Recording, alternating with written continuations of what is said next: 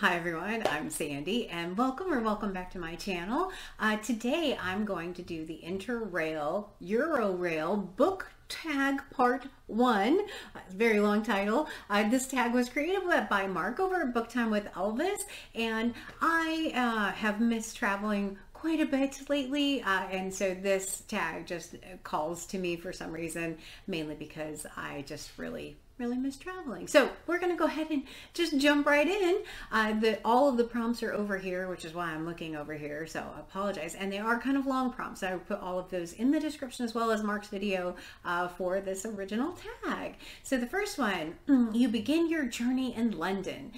Dr. Johnson said, when a man is tired of London, he is tired of life. For there is in London all that life can afford. What book can you read, reread, and read again and again throughout your life? So there's one series that I definitely have read many times, and that is, again, sadly, or not sadly, that is the In Death series by J.D. Robb. There's 50 plus books in that series, and I have reread them when I just want something that is light and easy, or feel like reading a book with a really strong kick-ass woman in it. I will go to those books.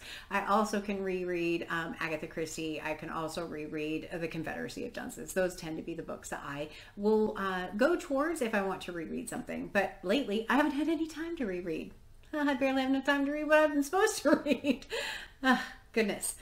Next one, Sherlock Holmes lived at 221B Baker Street. Have you ever visited the home of an imaginary character, and if so, whose? I actually haven't. I mean, in all of our travels, we've just never searched out a literary character. Now, whether or not we do in the future, given how much I've been reading lately, different story. We'll see.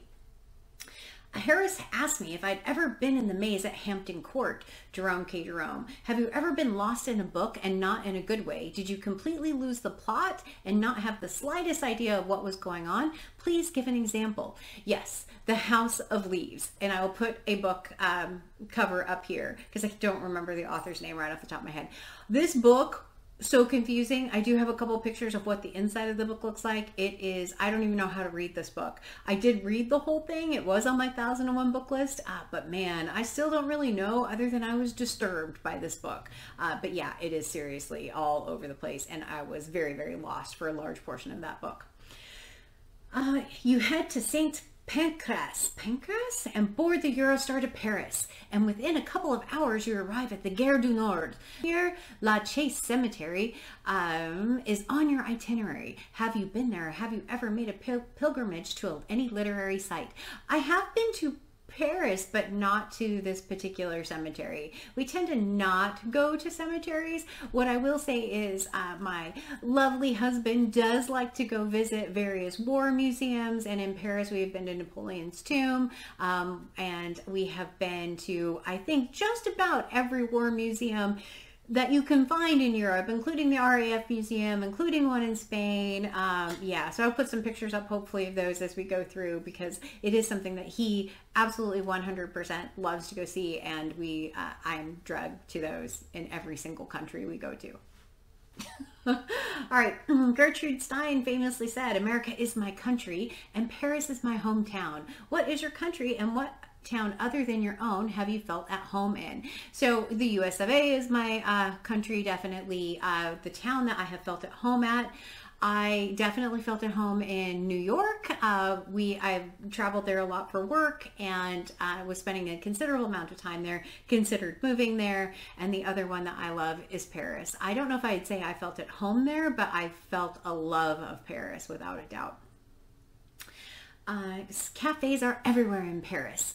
I like to sit in one for even a couple of hours, skimming through a book and watching people. If you have ever been to Paris, where's your favorite place to visit?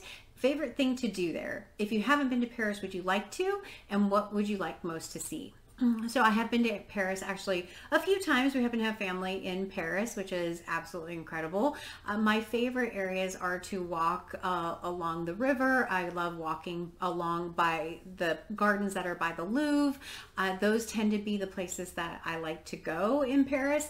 I also do like the d'Orsay Museum. Oh my gosh, so many beautiful exhibits there, including I got to see a Rodin exhibit there with a ballerina that I I just fell in love with and wish I could actually own, because it was just so dang beautiful. But absolutely. And we do also like to have a nice meal outside of cafe in Paris, which is lovely. So after a few days of eating pain et chocolat, I don't know how to say that, and drinking one too many café au lait, you decide to head south. You head to the Gare de Lyon and board the train to Madrid.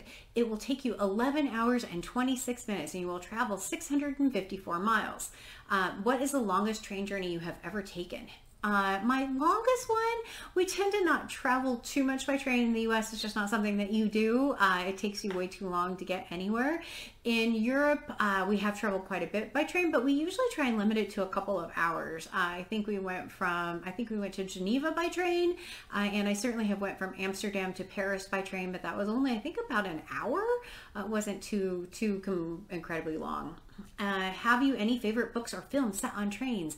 And I have to go back to Murder on the Orient Express, because of course that is set on a train by Agatha Christie. You are lucky that you can ride in comfort through France and over the Pyrenees into Spain, unlike Captain Jack Aubrey, post-captain, who had to don a bear suit in answer to the name of Flora to cross the mountains. Have you got a favorite book featuring a manhunt or subterfuge? I have to think about this one. I certainly did read the story, I believe it's called Manhunt, which is the story of John Wilkes Booth, which was absolutely fascinating. It's been a number of years since I've read it. I don't own the physical copy right now. I will put a book cover up here for you. But that was the one that I can recall right now. I have read a little bit of John Le Carre. I'm not sure if that's how you say his name, like Tinker Tailor Soldier Spy, and those books are just really detailed and slow. But I'm going to say Manhunt, and I'll put the picture up because I also don't unfortunately remember the author for that one. The Spanish national anthem famously does not have any words. If you have seen them singing at football matches, they are really just humming along to a tune. What is your favorite instrument-only piece of music? So I am in love with anything with the cello, especially if it has that haunting solo cello music. So pretty, absolutely so amazing. By far my favorite is anything with the cello. Are you prone to whistling? Like Mark, I can't whistle. Out, can't do it. In, no problem. Out, no, weird. So no, I tend not to whistle. Chrono Saturn Devouring His Son by Francis Goya is, to my mind, one of the most disturbing paintings I have ever seen. You can see it too if you visit the Prado Museum in Madrid. What is the most disturbing books and or paintings you have seen? I was trying to think about this, and like the most disturbing book that I read was absolutely 120 Days of Sodom by the Marquis de Sade. That book was just messed up, incredibly messed up, and very disturbing because it had a lot of children in it. It's not good. Yeah. So that one by far is the most messed up one. I can't think of a painting that I've seen that is the most messed up in there. Watching Kronos have his dinner has given you an appetite, so you repair to a restaurant to try Spain's national dish of paella. If I were to visit your hometown, what restaurant would you take me to, and what would be the dish you would most recommend? This is an interesting one because if you came here and you saw me here, I 100% would take you to a Persian restaurant because my husband is Persian, and we would have some type of traditional kebab because that is what you usually buy in a restaurant, in a Persian restaurant. If you were to come to my home, I would make you definitely, again, something Persian, like albalu palo, which is sour cherry rice with chicken or something along those lines. But those would be the 10 things. And they're certainly not traditional Seattle food, which is where I live. So that would be, yeah, I would definitely take you somewhere a little bit more exotic, either that or Lebanese food, because there's a great restaurant not too far from here. And it's amazing. Okay, so we will pause in our journey for now, but if you've enjoyed it up to now, we will continue in the near future. That sounds fun. Please tag some people, and also feel free, as always, to edit, change, and add your own questions to this tag. So my question would be, what's your favorite place you've ever visited? And mine is still definitely Paris. I mean, kind of a boring answer, but very much so. Though I do also like Barcelona. If you've never been, it's absolutely amazing. All right, sorry, grabbing. And I am going to draw. It is getting a little bit low, which means we'll be able to refill it. I do have some new people I want to put in here soon, so we'll see. But the first one for this one is going to be Steve Talks About Books and Stuff. So Steve, I hope you like this one. This should be an interesting one. And the next one is going to be Courtney Farrader. Very excited, Courtney. I hope you like this one. I'm excited to see your answers. So we have Steve talks about books and stuff, and Courtney Farrader. Both of you are tagged in this one. I hope you like it. And as always, like, comment, and subscribe. And until next time, everyone, hope you're having a good week. Thanks. Bye.